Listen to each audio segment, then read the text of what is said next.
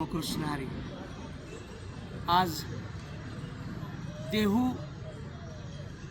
या पवित्र गावी आहे. संत तुकाराम महाराजांच्या पदस्पर्शाने पुनीत झालेल्या या समाधीस्थळी आहे. माझ्या बहिणीची आठवण झाली म्हणून एक रचलेली रचना अभंग मी सादर करतो आहे. विसावला देह विठ्ठलाच्या पायी, विसावला देह विठ्ठलाच्या पायी, होते लही लाही जीवा शिवा, होते लाही लाही जीवा शिवा.